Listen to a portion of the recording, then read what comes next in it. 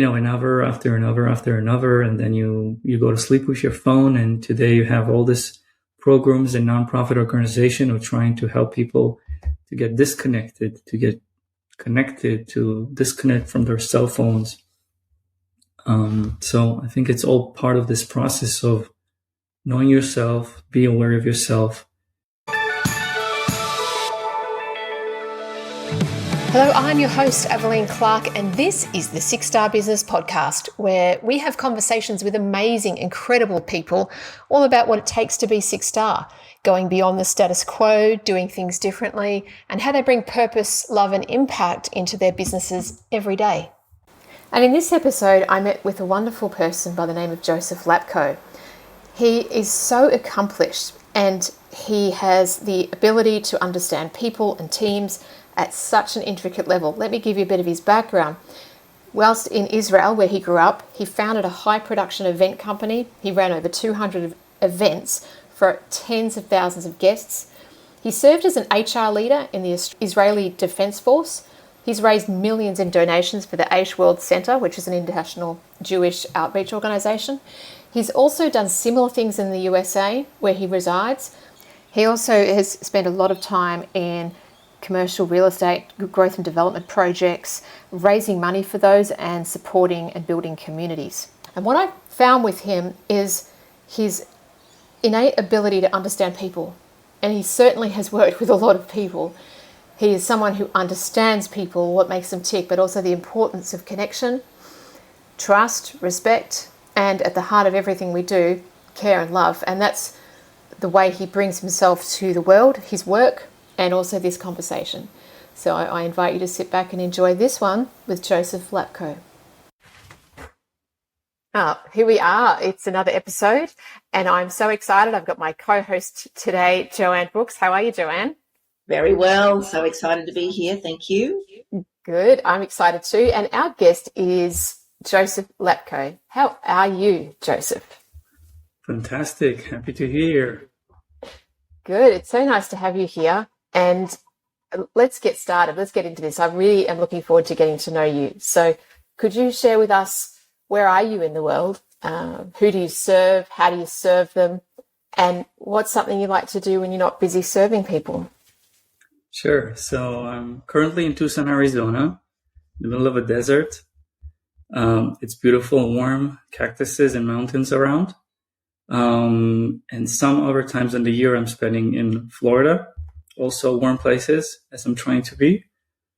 Most of the time I'm dealing with commercial real estate and projects across the United States. And I'm also coaching and helping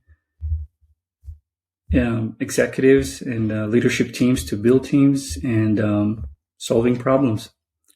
And in between, I'm a dad of 3, 2 teenagers and another boy, 2 years old. And happy to make impact in the world. That's the in-between. Well, your 2-year-old will definitely keep you busy. Like, hang on, hobbies? What's a hobby? No, I have a 2-year-old. Right? Yeah, he's amazing, yeah. We have a gap of 10 years between our 2 girls, so I started early. So we have 2 babysitters full-time for free at home, and then another boy who is really, really amazing. That's wonderful. That's lovely to hear. Mine's the other way around. I have 11 years gap, and I have the girl older, and the boys are twins, and they're the younger ones. Yeah. Well, you mentioned a few things that you're doing. It sounds really interesting, and also would keep you very busy with the commercial real estate and building teams. And so could you share with us perhaps the journey that you've been on that's brought you to where you are today? Sure. So my life in the past 36 years has been a whole, roller coaster, ups and downs and different experience. If you would ask me 20 years ago if I would find myself in the position who I am today, I'm probably going to be laughing. I started in Russia. That's where I born. And 6 years later, we moved with our family to Israel. In Israel, I spent about 20 years where I got my education. I served in the army, in the chief command for a few years. Spent few years in Intel working as a project management. I run companies that dealt with party planner and wedding production. I did coaching and consulting all through the past 15 years. And as we moved 9 years ago to the United States, I started my new journey both in the nonprofit organizations consulting and both in the real estate, all the way through single family, multifamily, commercial, and moved in different states, cold, warm. And it's definitely been changing, and it's still fun.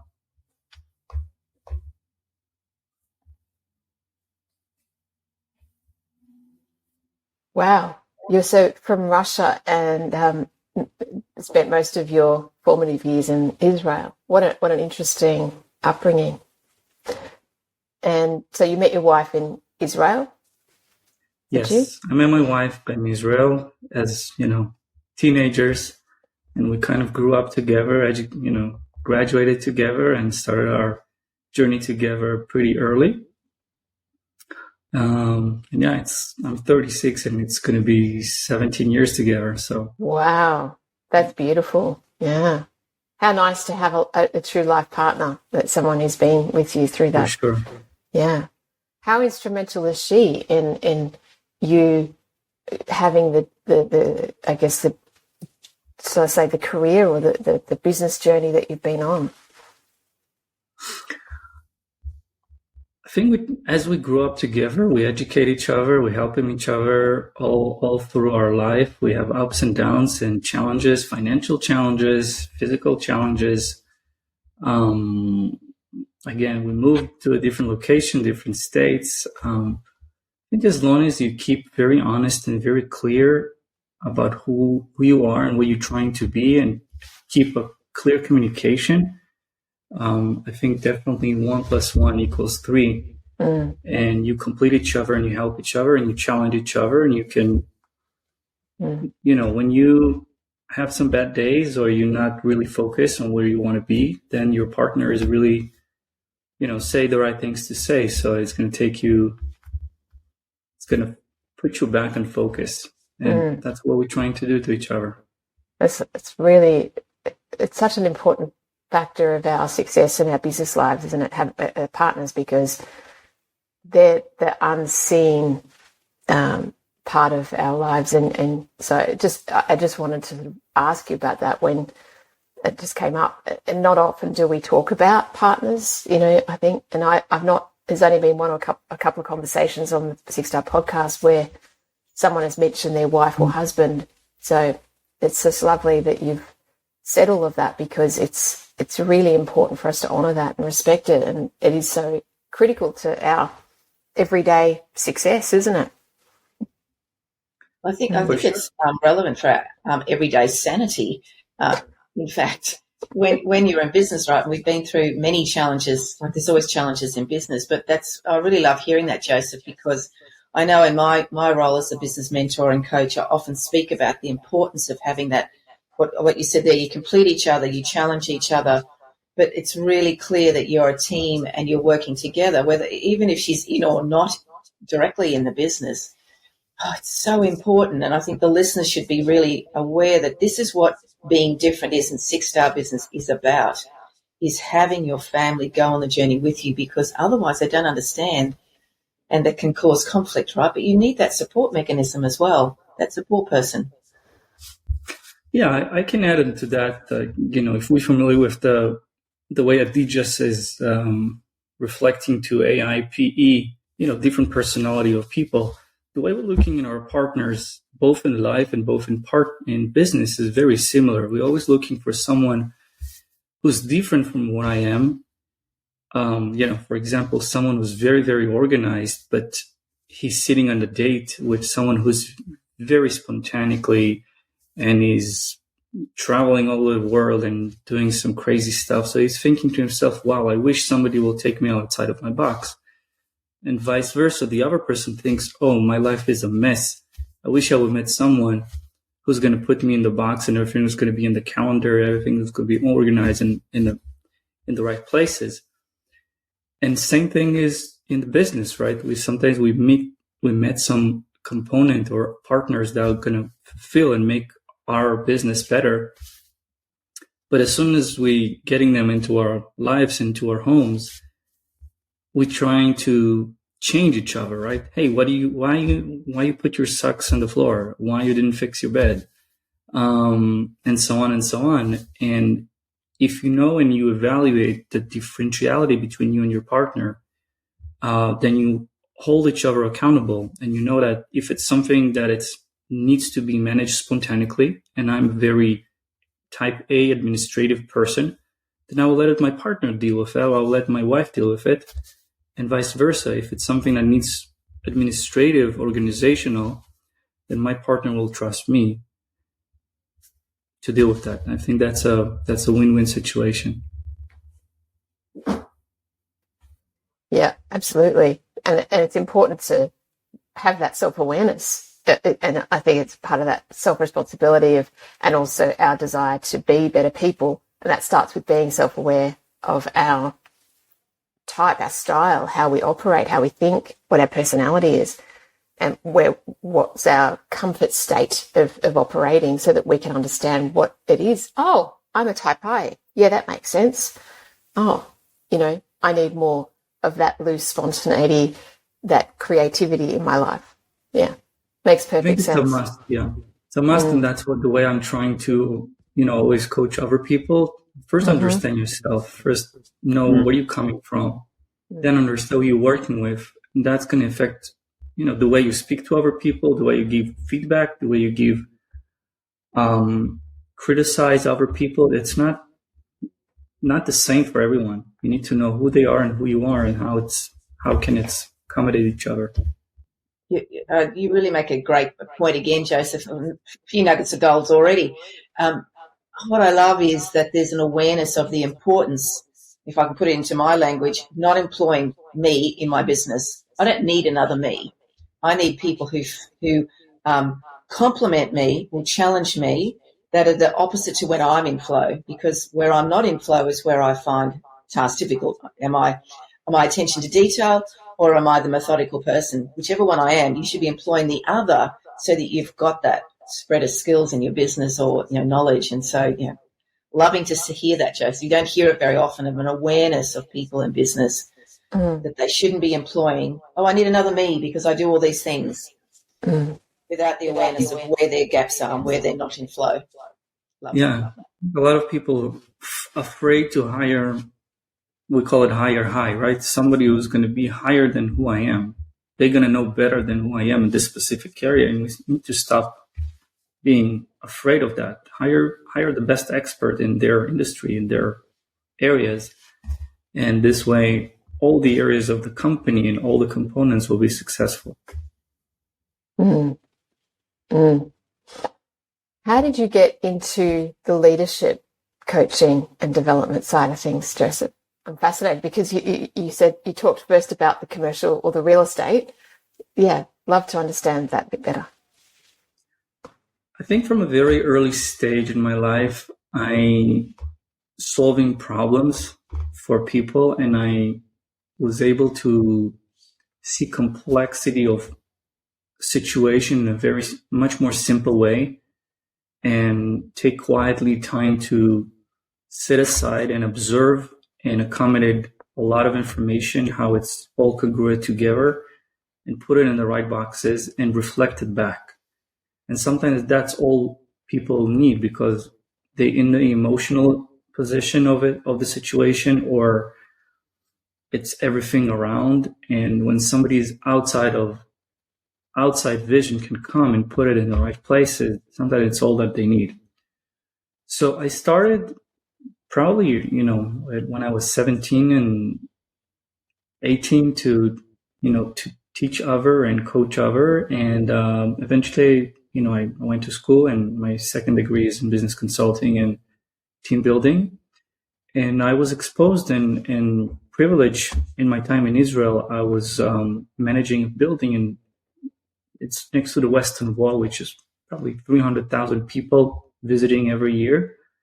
So I met people from all over the world, and they kind of coming in spontaneously. It could be, high type of security, an army team. It could be very wealthy people around the world. It could be, one time I remember I was sitting in the lobby, and the wife of the president of Africa came, very casual in like yoga pants or something like that. And somebody from her team introduced, hey, by the way, this is the wife of the president of Africa. Like, you have to deal with it. You have to speak to the person. And so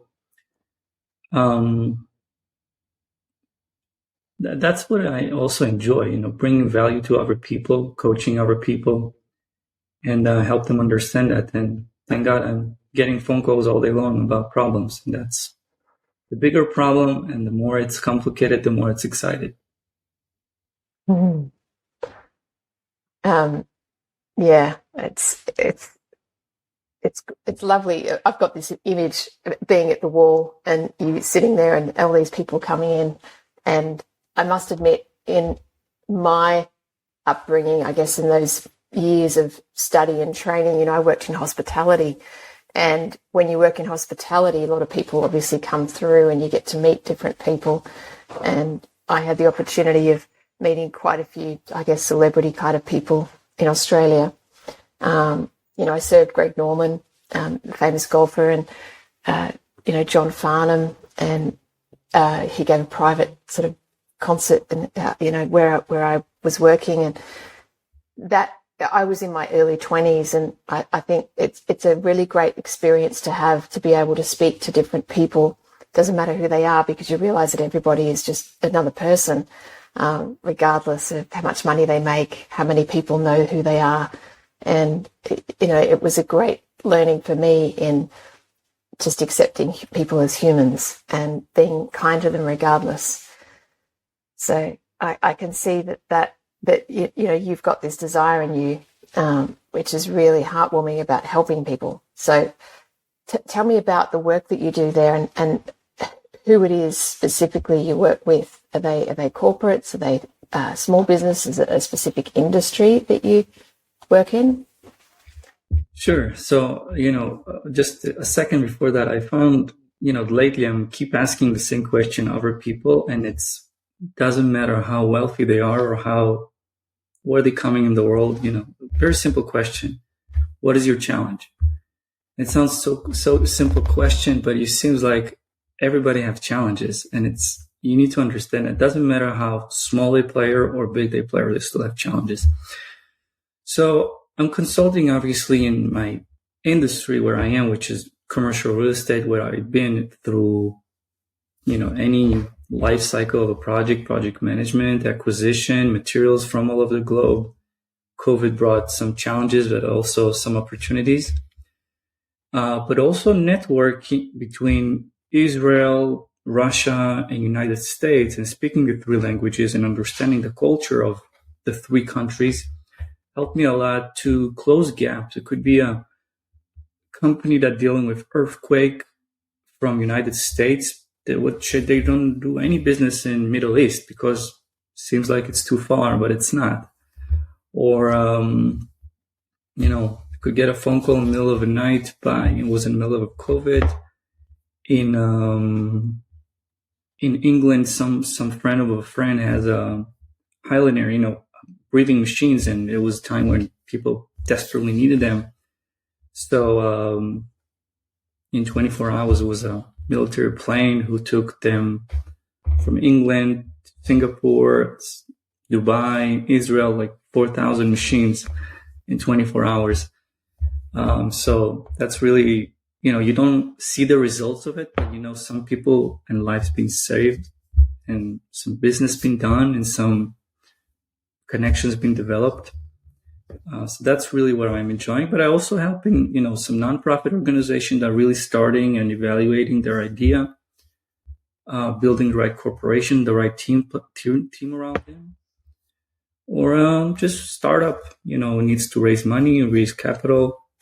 So all over.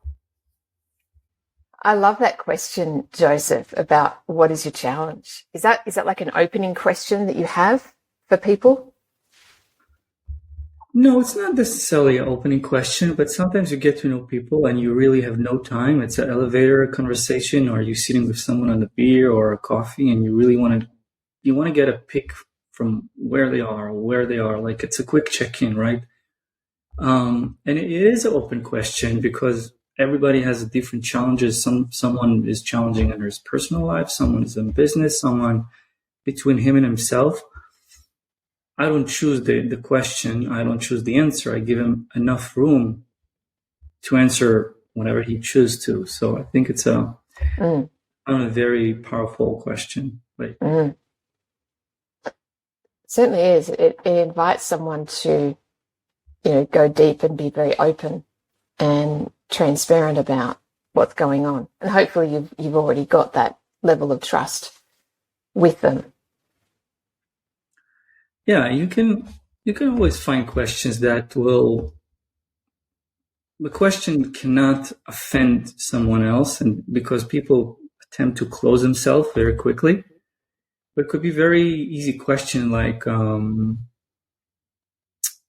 what type of books do you love to give to someone else? Right? It's a famous question.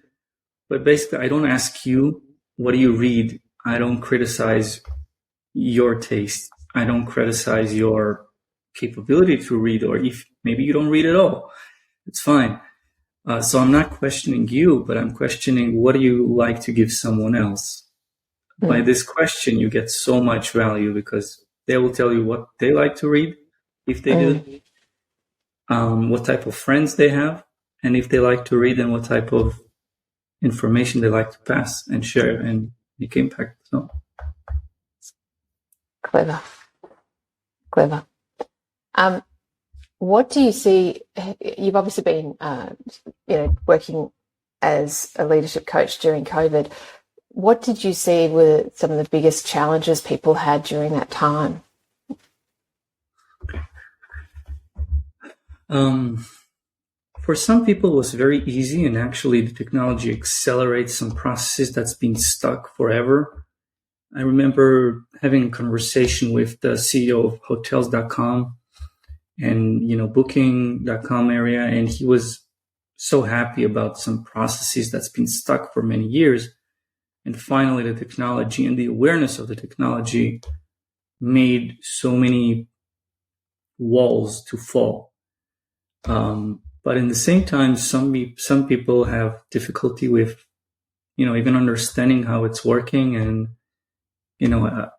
I was laughing if every time I would say, hey, you need to unmute yourself, or does everybody can see my screen, or, this type of slang that becomes so awkward in every conversation, or even the joke of, the Zoom call used to be 40 minutes. I don't know if it's still 40 minutes. It's a basic membership. So how many meetings and how much time we saved by cutting meetings from 1 hour to 40 minutes, because that's the way the setup of Zoom it is. It's definitely a challenging time and an evaluation time for many people. But I think older people, younger people evolve themselves and change themselves very quickly and adapt themselves. Or you don't survive. Like, there's no way back. You can.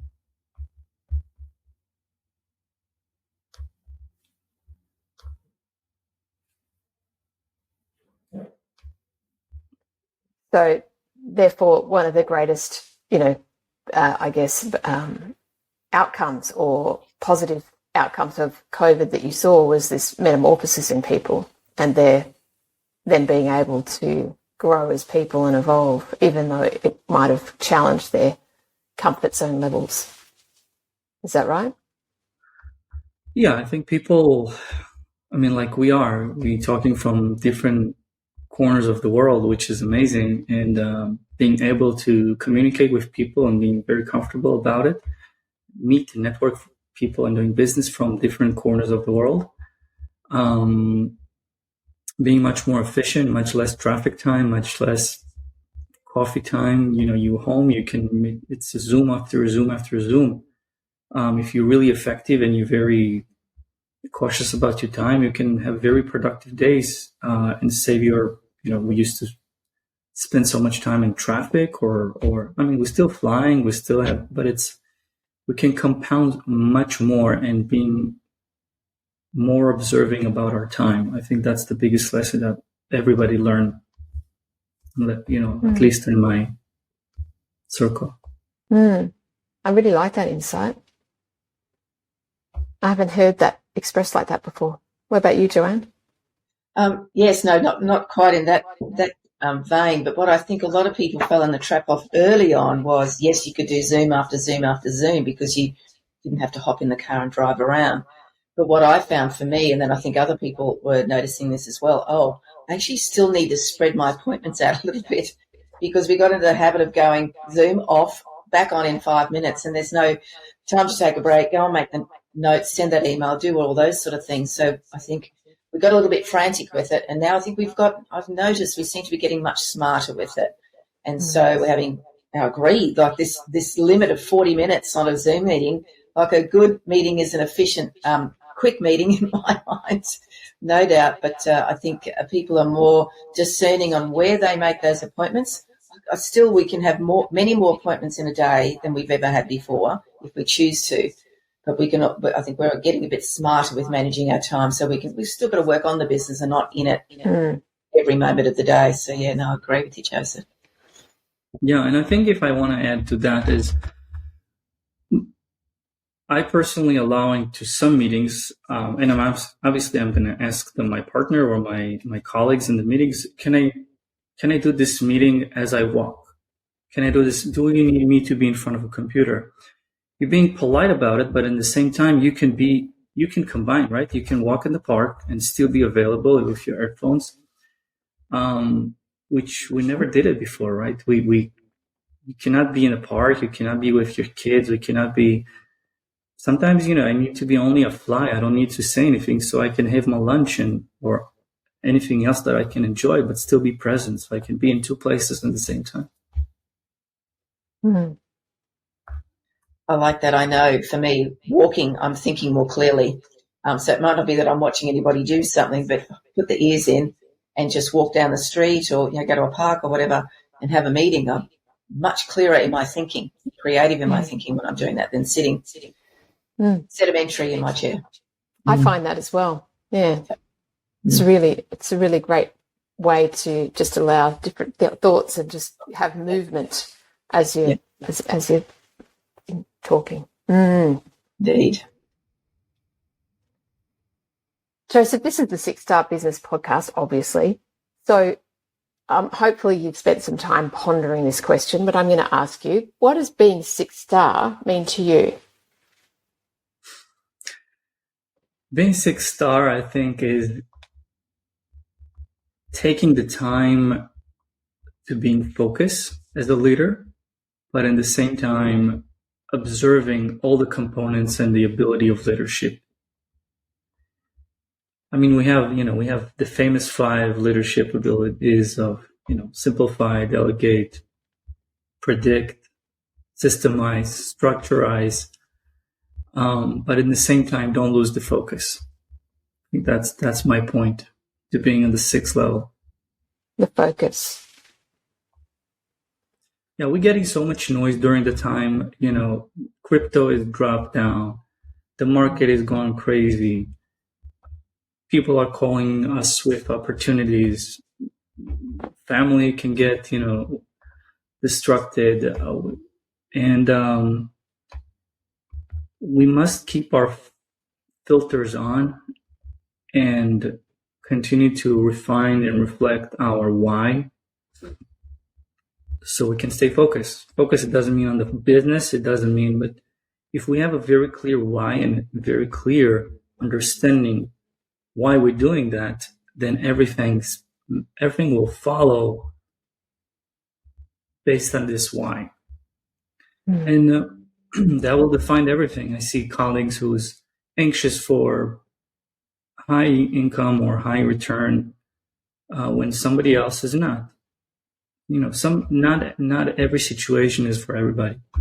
Someone is enough with making six figures and pay his bills and be happy with his life, and somebody else is anxious to conquer the world.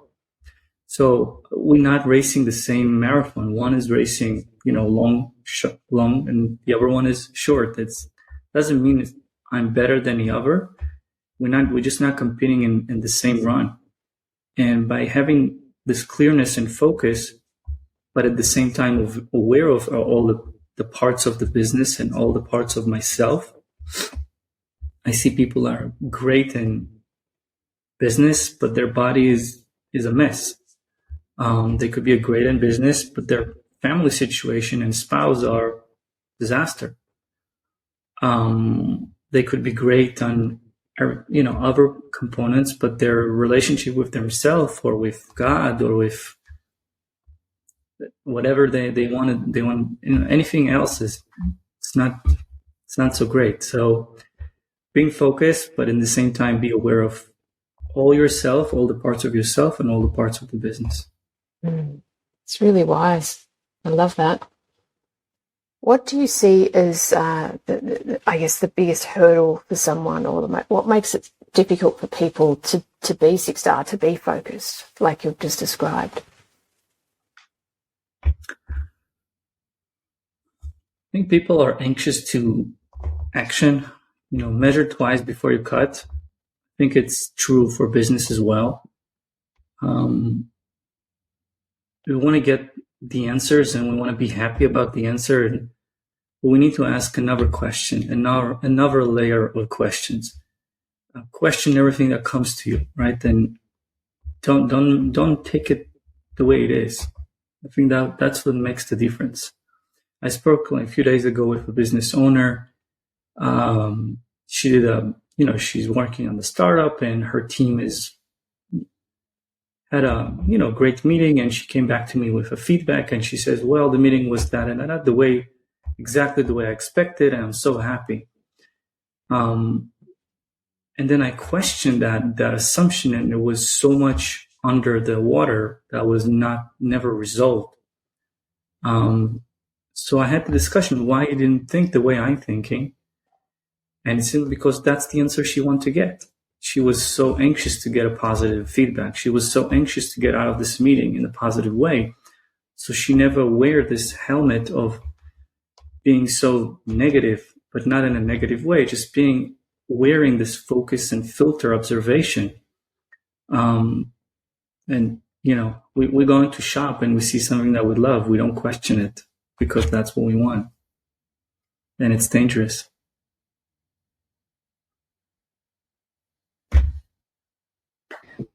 I love that. I love the fact that you're able to speak to somebody to say, I've had a great meeting. She's come out thinking she's got all the answers that she needed. And then you're quality checking her, not to be critical, but with care to say, did you dig a bit deeper? And I know for me and I know for us at Six Star, it's, what makes us different? What if? And I love that that's, to me, that sounds like it's going down that pathway that, maybe you've got the quick win, which is what this seems like this lady had, but she wasn't thinking deep enough to go, well, what are the consequences of, did I dig deep enough to get buy-in from the entire team, or were they just giving her the answers that they felt that she needed to hear? Who's to know? But that's wonderful insight. Thank you for sharing that, Joseph. Sure. It's true, isn't it? It's like we what is it? A confirmation bias. Like you said, we have it in our mind, something that we want or what we want the outcome to be, and then we'll ask questions of others, or we'll look for the confirmation of us, our belief in our external environment, whether that's our team or our clients or whatever. And why do we do that? Is it just because we don't want to see anything else? We don't want to be challenged. We don't want to go beyond our comfort zone. Why do you think, Joseph, why is it that people do this? I mean, because you're talking with people every day about this. What do you see as that reason that they do that, or the barrier that stops them? Because not everyone's Six Star. Yeah, it's a great question.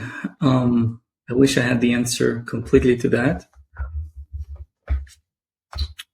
People want to live in the positive way. People don't want to be criticized. People don't want to challenge themselves enough that they will feel miserable, that they will feel not good enough about themselves. We want to feel good. We want to feel in the warm zone. We want to feel surrounded by positivity. We're never going to go to sleep with not comfortable, right? We want to surround ourselves with the right pillow, with the right mattress. That's the common sense. So same thing in life. If you feel like something is going to poke you like a bear, you're going to run away, and nobody want to suffer.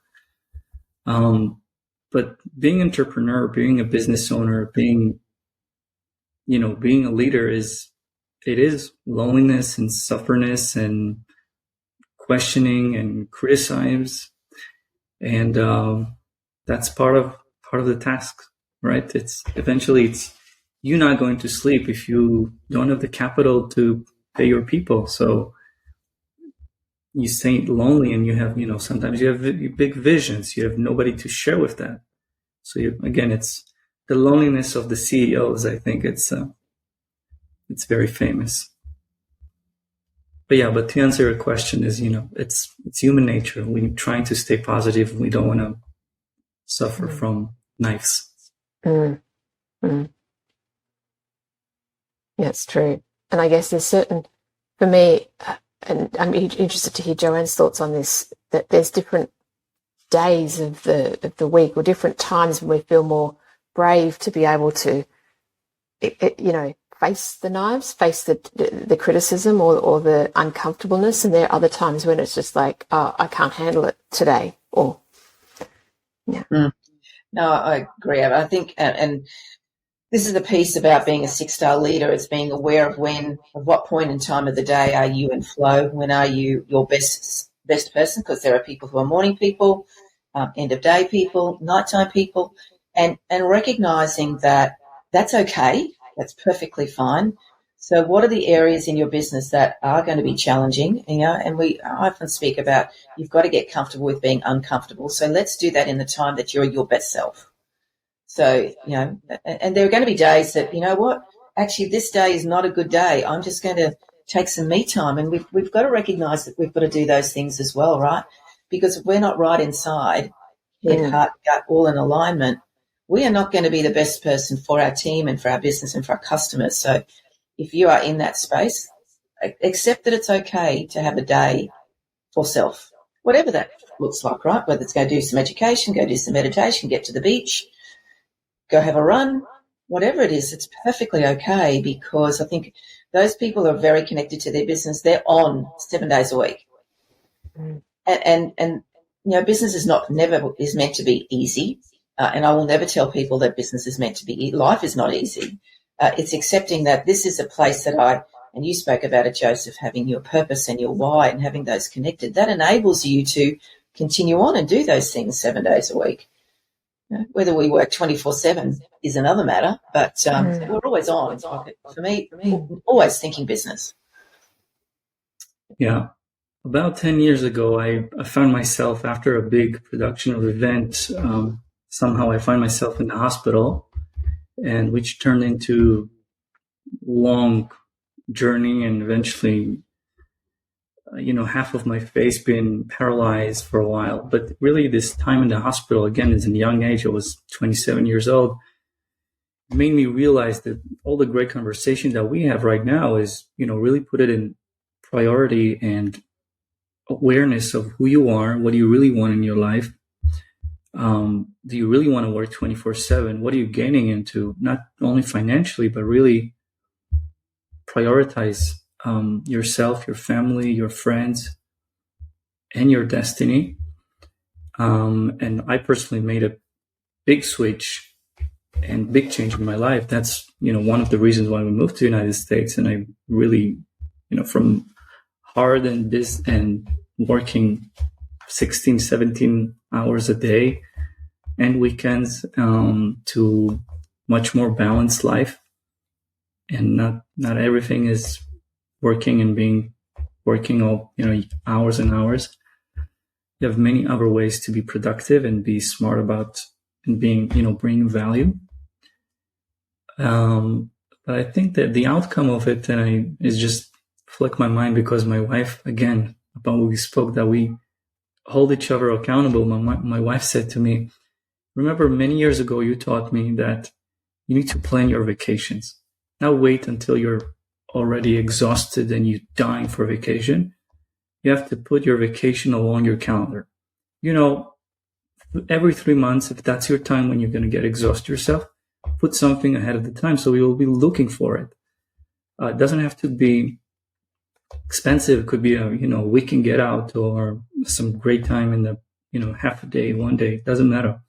It's just something that we're going to look for it, so you can have these windows of fresh air for yourself, fresh air for your relationship, fresh air to spend with your kids. So I've been lately a little bit lazy about it. My wife says, hey, what about our vacations? You told me about it.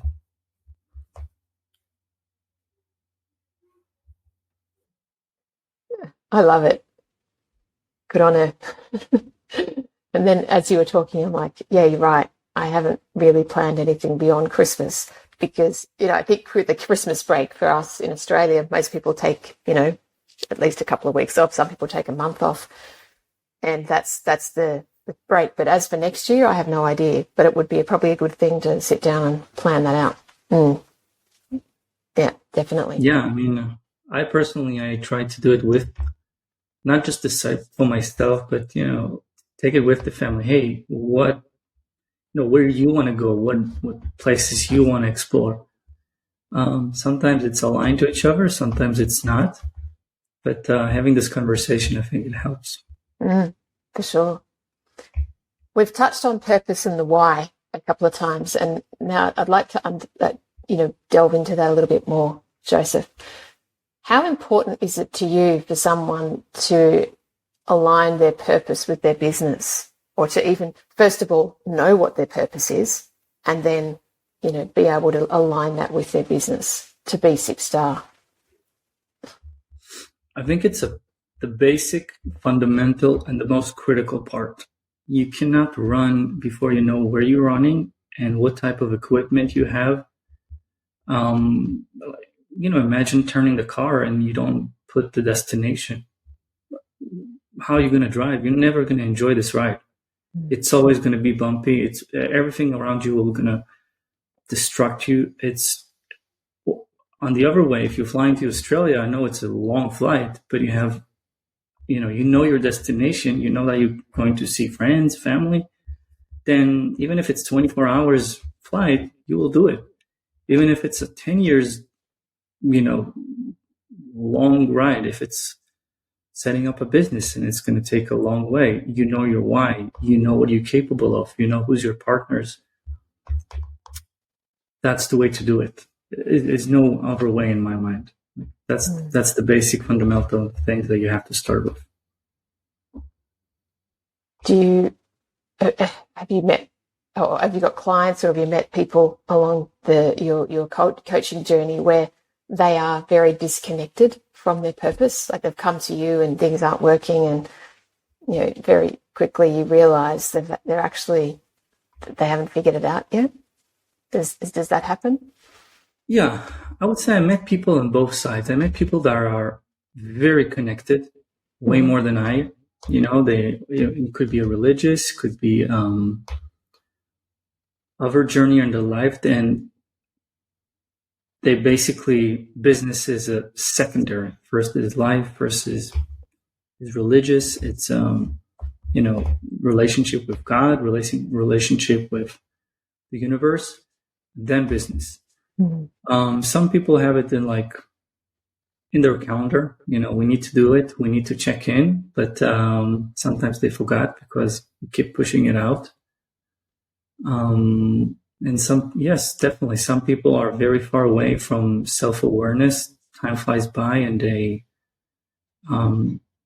have, unfortunately, they remember when they're getting to the hospital, or they're getting some critical points that are dangerous in their lives, and then wait a minute, I have to check in. I have to make sure everything is in place. Part of the exercise that I'm trying to do with colleagues and people is almost every like critical meeting, if it's a weekly meeting or bi-weekly meeting, I'm doing a process that called check-in. Check-in is not only, hey, how are you doing? It's really, you have to share something good about yourself personally, and you have to share something good about your professional part. That makes people to really stop, because again, as we spoke, Zoom after Zoom. So by asking them to stop for a second and share something from yourself and from your business, they have to really dive in, even if it's a surface level and just for one moment, but they have to connect themselves and just checking frequently. Nice. I like that. How difficult do you think that it is for people, and this doesn't just have to be your colleagues and clients, but how difficult is it for people in general to be 6-star in today's world? I think everybody wants to be 5-star, 6-star, 1,000-star, everybody trying to do the best. Not everybody have the right tool to do it, unfortunately. Not everybody blessed with the right environment. There's so much distractions around.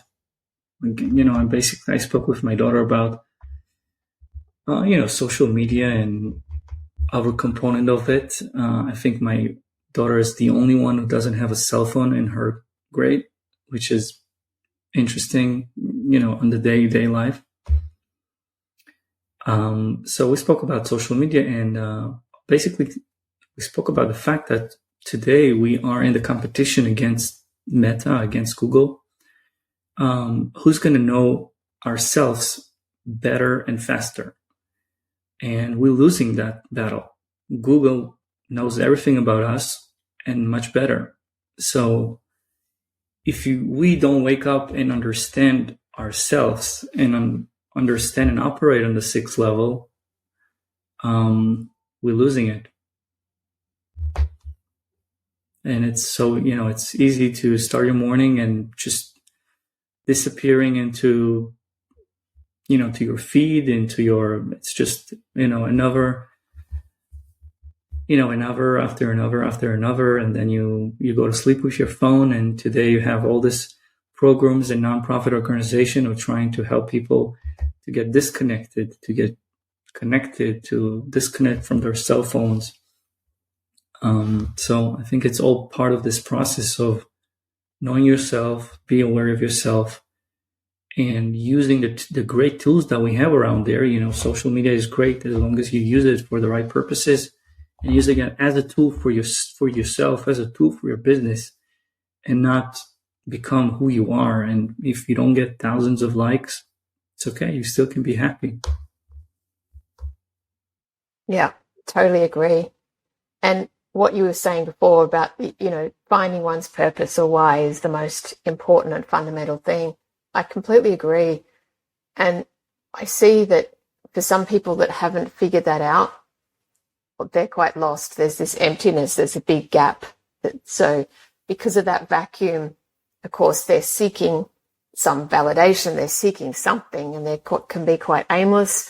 And social media and media in general is just a beautiful way to, fill that vacuum, and then you just become completely sucked in and addicted to all of that. And it's very easy because that is so meticulously programmed to get people to continue watching. And I know for me, a couple of years back, 3 years ago, with my former business partner, we entered a competition for Instagram.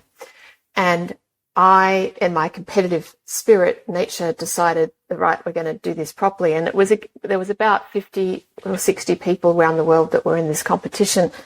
And after 3 or 4 months, it was a time thing to see how big you could grow your new account. So we created a brand new account. And look, yeah, I won, and I have an award sitting up there on my thing.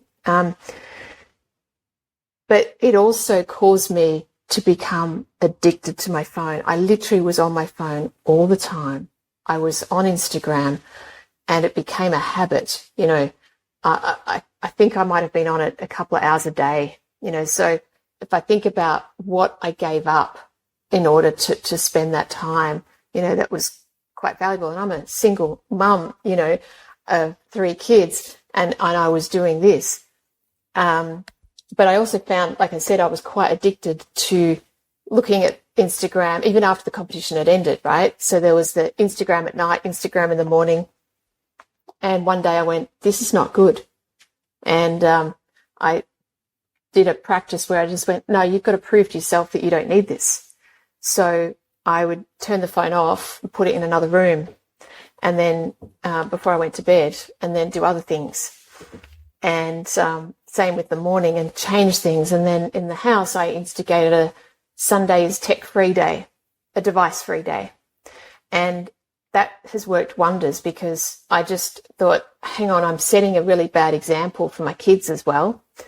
And my daughter's an adult. I can't change her. And but, these boys, are so impressionable, and they're just turned 12. They don't have phones yet. They do have an iPad for school.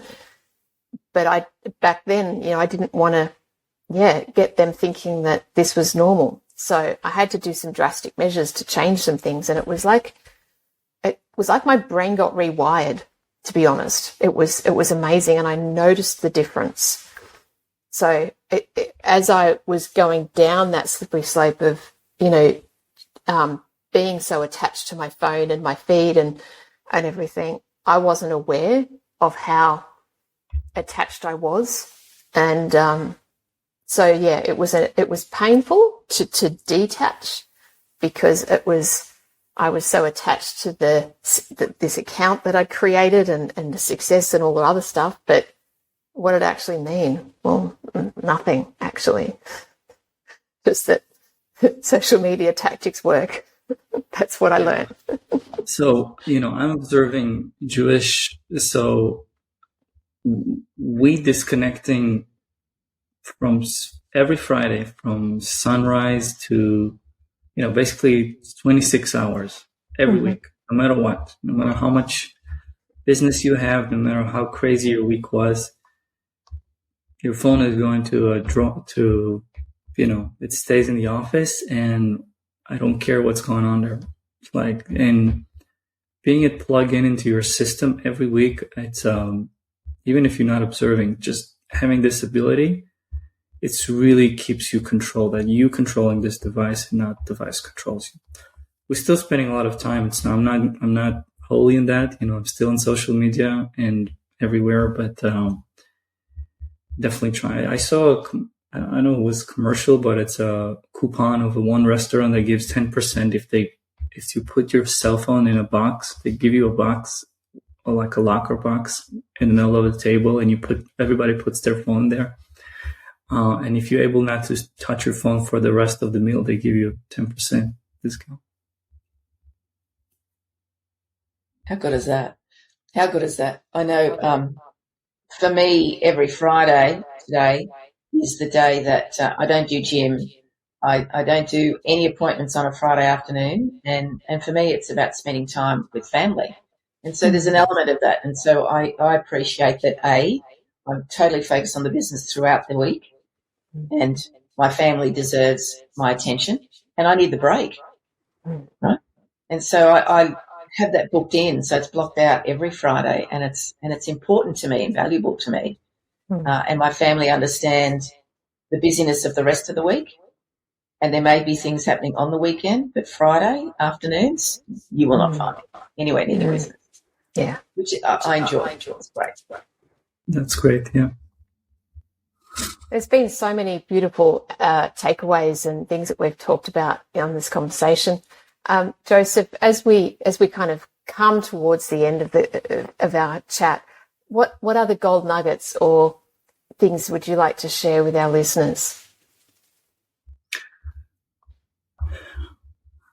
Well, personally, it was a pleasure, obviously, speaking to you and have the capability to speak from people around the globe. That's the outcome of COVID and outcome of being aware of what's going around. So I'm thankful and blessed for that.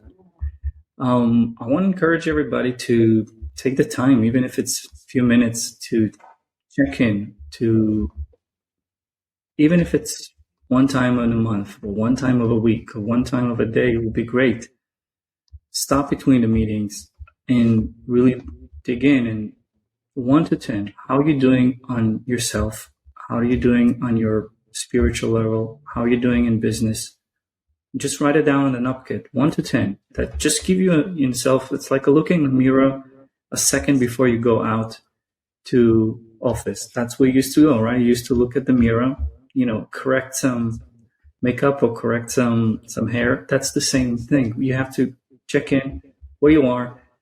And if you feel like in some areas you're not balanced, or you're getting yourself a weird score of very low, then do what you needs to do. You know what he needs to do. If it's vacation, if it's a coffee, if it's a massage, if it's a whatever. Everybody knows they're good at sweet times. So listen to your stomach, listen to your guts, listen to your internal knowledge, and use it. Don't push it away. And for myself, I would love to get more challenges and more business as far as problem solving, and make bigger impact and help other people around the world. Great. I absolutely love what you just said then. It's so relevant, checking in, like looking in the mirror and, where are we? Where am I today in this moment in all these different areas?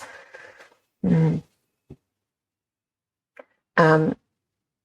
don't think we do it enough, really, at all, unless we're being reminded, like you just reminded me now.